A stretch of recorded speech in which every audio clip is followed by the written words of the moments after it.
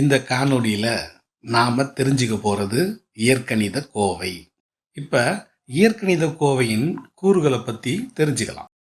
கோவை, உறுப்பு, மாறிலி, மாறி, கெழு போன்ற இயற்கணித கூறுகளை ஒவ்வொன்றாக பார்க்கலாம். முதல்ல கோவையை பத்தி தெரிஞ்சுக்கலாம். பொதுவா கோவை 2 வகைப்படும். ஒன்று எண்கணித கோவை, 2 இயற்கணித கோவை. எண்கணித கோவையில மாறிலி மட்டும் இடம்பெறும். மாறிலி என்றால் என்ன? தெரிந்த மாறாத நிலையான எண் மதிப்புகள். உதாரணமா என் பாக்கெட்ல இருக்கிற பணம் எனக்கு தெரியும் 10 ரூபாய். இந்த 10 என்பது தெரிந்த நிலையான எண் மதிப்பு. சரி, இப்போ நம்ம எண்கணித கோவை உதாரணத்துக்கு வருவோம். 5, 4 கூட்டல் 2. இந்த உதாரணங்களில் நாம் மாறிலி மட்டும் பயன்படுத்துகிறோம். அதாவது தெரிந்த நிலையான எண் மதிப்புகளை மட்டும் பயன்படுத்துகிறோம். இதை நாம் எண்கணித கோவைன்னு சொல்கிறோம். சரி, இப்போ நம்ம இயற்கணித கோவைக்கு வருவோம். இயற்கணித கோவையில் குறைந்தபட்சம் ஒரு மாறி இருக்கணும். அப்படின்னா என்ன அர்த்தம்? எவ்வளோ மாறிகள் வேண்டுமானாலும் இடம்பெறலாம், ஆனால் குறைந்தது ஒரு மாறியாவது இருக்கணும். மாறி என்றால் என்ன? தெரியாத எண் மதிப்பு. இந்த தெரியாத மதிப்பை குறிக்கிறதுக்கு எழுத்துருவோ அல்லது குறியீடோ பயன்படுத்துவோம். உதாரணமாக உங்கள் பாக்கெட்டில் இருக்கிற பணம் எனக்கு தெரியாது. இந்த தெரியாத எண் மதிப்பை குறிக்கிறதுக்கு எக்ஸு, ஒய், இசட் போன்ற எழுத்துக்களை பயன்படுத்துகிறோம். இப்போ நாம் இயற்கணித கோவைக்கு சில உதாரணங்களை பார்க்கலாம். X square plus 5, XY -4. இந்த எடுத்துக்காட்டுகளில் ஒவ்வொன்றிலும் குறைஞ்சது ஒரு மாறியாவது பயன்படுத்துகிறோம். கோவையோட பிரதான உட்பிரிவு அப்படின்னு பார்த்தா அது உறுப்பு. உறுப்புகளை இணைச்சி தான் கோவையை உருவாக்குறோம். உறுப்புகளை இணைக்க கூட்டல் மற்றும் கழித்தல் செயல்பாடுகளை பயன்படுத்தும். அதாவது கூட்டல் மற்றும் கழித்தல் செயல்பாடுகள் மூலம் 2 அல்லது அதற்கு மேற்பட்ட உறுப்புகளை இணைச்சி இயற்கணித கோவை அப்படின்னு சொல்கிறோம். முதல் எடுத்துக்காட்டா x³ + x² + 4x -5. இந்த கோவையில் கூட்டல் மற்றும் கழித்தல் செயல்பாடுகள் கொண்டு பிரித்து பார்த்தா 4 பகுதியாக பிரியும். ஒவ்வொரு பகுதியும் ஒரு உறுப்பாகும். அதனால் இந்த கோவையை நான் 4 உறுப்பு கொண்ட கோவை அப்படின்னு வகைப்படுத்தலாம்.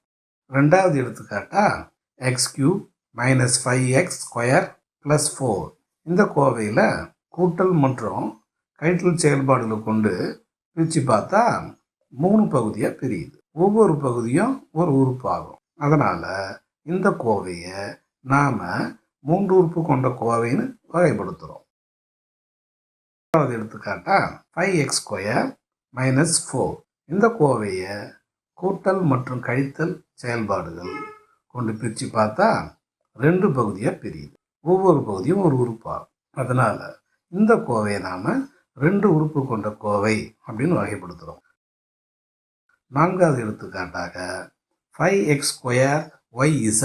இந்த கோவையில் கூட்டல் மற்றும் கழித்தல் செயல்பாடுகள் எதுவும் இல்லை.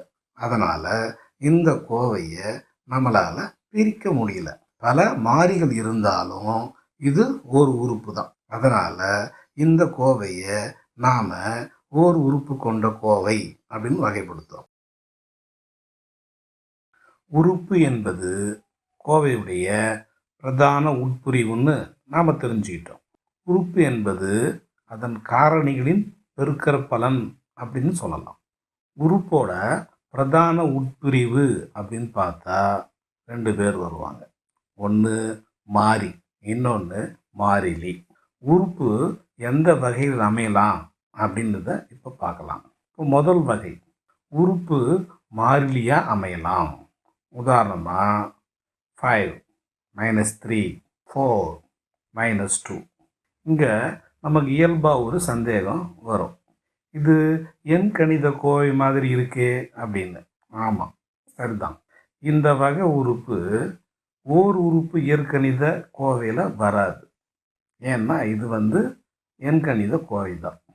2 அல்லது அதற்கு மேற்பட்ட உறுப்புகளை கொண்ட கோவையில் மட்டுமே இந்த வகை உறுப்பு இடம்பெறும். ரெண்டாவதா, உறுப்பு மாறியாக அமையலாம். உதாரணமாக எக்ஸ் மைனஸ் ஒய் இசட் இந்த வகை உறுப்பில் ஒரு மாறி மட்டுமே வரும். மூன்றாவதா உறுப்பு 2 அல்லது அதற்கு மேற்பட்ட மாறிகளின் பெருக்கற்பலனாக வரலாம். உதாரணமாக XY மைனஸ் XYZ PZ இந்த வகை உறுப்பில் 2க்கு மேற்பட்ட மாறிகளினுடைய பெருக்கல் பலனாக அமைஞ்சிருப்பதை நாம் பார்க்கலாம். நான்காவது உறுப்பு கெழு மாறி அல்லது மாறிகளின் பெருக்கற் பலனாக வரையலாம். உதாரணமாக 5x மைனஸ் 4xy 2pyz இந்த வகை உறுப்பில் கெழு மாறி அல்லது மாறிகளின் பெருக்கற் பலனாக வரும்.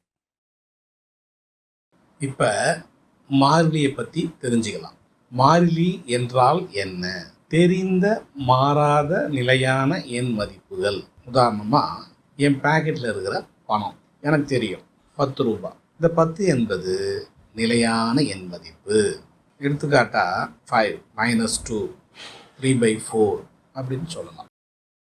இப்போ நாம் மாறியை பற்றி தெரிஞ்சுக்கலாம். மாறி என்றால் என்ன? தெரியாத எண் மதிப்பு. இந்த தெரியாத மதிப்பை குறிக்கிறதுக்கு எழுத்துருவோ அல்லது குறியீடோ பயன்படுத்தும். உதாரணமாக உங்கள் பேக்கெட்டில் இருக்கிற பணம் எனக்கு தெரியாது. இந்த தெரியாத எண் மதிப்பை குறிக்கிறதுக்கு எக்ஸ் ஒய் இசட் போன்ற எழுத்துருக்களை பயன்படுத்தும். எடுத்துக்காட்டா எக்ஸ் மைனஸ் ஒய் இசட் அப்படின்னு சொல்லலாம். நாம் இப்போ கெழுவை பற்றி தெரிஞ்சுக்கலாம். நல்லா கவனிங்க.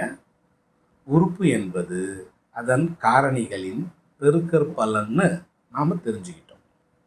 ஒரு உறுப்பில் இருக்கிற காரணிக்கோ அல்லது சில காரணிகளின் பெருக்கற்பலனுக்கோ கெழு எதுன்னு கேட்டால் மீதம் இருக்கிற காரணிகளின் பெருக்கற்பலன் தான். புரிஞ்சிக்க சிரமமாக தான் இருக்கும். உதாரணமாக -5xy என்ற உறுப்பை எடுத்துக்கலாம். இதை ஆய்ந்து பார்த்தா -5x மற்றும் y ஆகிய 3 காரணிகளின் பெருக்கற்பலனாக இந்த உறுப்பு இருக்குன்னு புரிஞ்சிக்க முடியும்.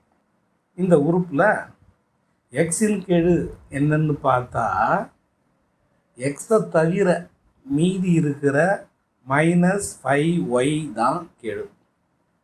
ஒய்யின் கெழு என்னன்னு பார்த்தா இந்த உறுப்பில் ஒய்யை தவிர மீதி இருக்கிற -5x தான் கெழு.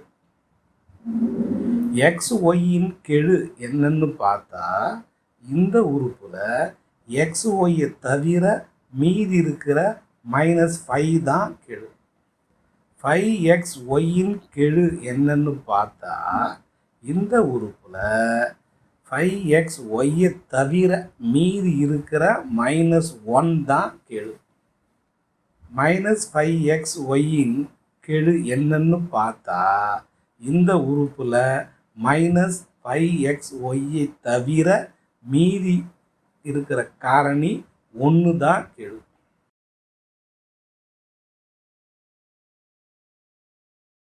நேயர்களே, கணிதம் சார்ந்த காணொளிகளை மேலும் காண சப்ஸ்கிரைப் செய்து பெல் பட்டனை கிளிக் செய்து கொள்ளுங்கள். இந்த காணொளி உங்களுக்கு பயனுள்ளதாக இருந்தால் லைக் செய்யவும் ஷேர் செய்யவும், தங்களுடைய மேலான கருத்துக்களை கமெண்ட் செக்ஷனில் பதிவு செய்யுங்கள். நன்றி.